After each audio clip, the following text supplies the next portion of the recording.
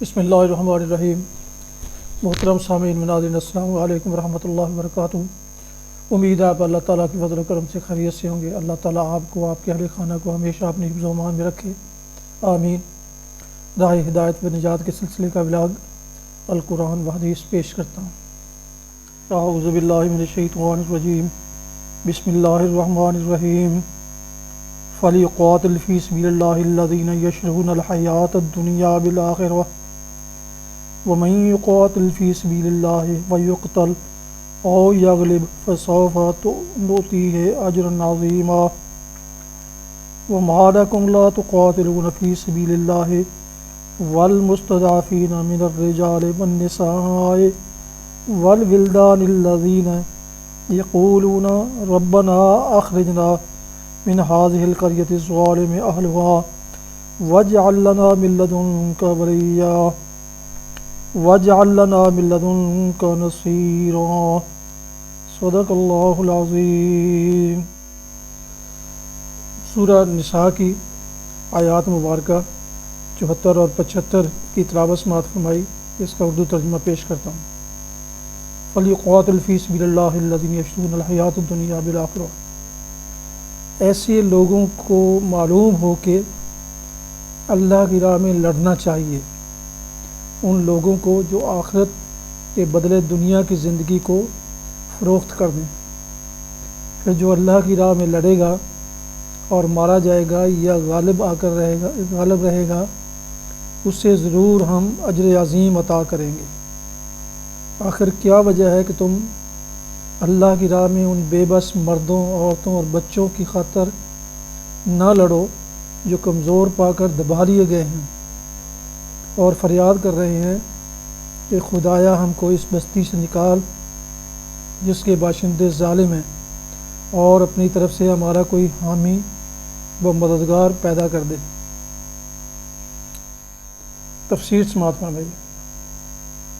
ان لوگوں کو اللہ کی راہ میں لڑنا چاہیے، ان لوگوں کو جو آخرت کے بدلے دنیا کی زندگی کو فروخت کر دیں، یعنی اللہ کی راہ میں لڑنا دنیا طلب لوگوں کا کام ہے ہی نہیں۔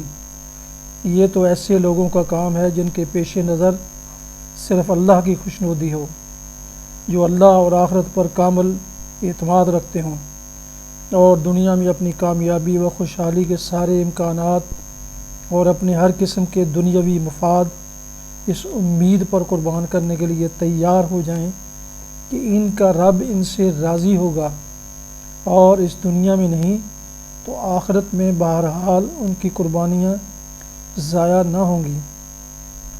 رہے وہ لوگ جن کی نگاہ میں اصل اہمیت اپنے دنیاوی مفاد ہی کی ہو تو در حقیقت یہ راستہ ان کے لیے نہیں ہے، اور اپنی طرف سے ہمارا کوئی حامی اور مددگار پیدا کر دے۔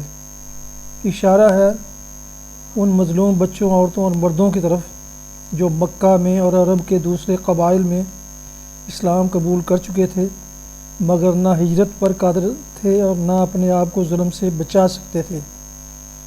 یہ غریب طرح طرح سے تختہ مشق ستم بنائے جا رہے تھے اور دعائیں مانگتے تھے کہ کوئی انہیں اس ظلم سے بچائے۔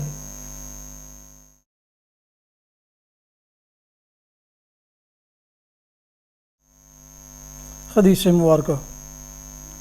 حضرت ام سلمہ رضی اللہ عنہا سے روایت ہے، رسول اللہ صلی اللہ علیہ وسلم نے فرمایا، جس شخص کے پاس قربانی کا جانور ہو جس سے ذبح کرنے کا وہ ارادہ رکھتا ہو تو جب ذوالحج کا چاند ہو جائے تو وہ اپنے بالوں اور ناخنوں سے کچھ نہ کاٹے یہاں تک کہ قربانی کر لے۔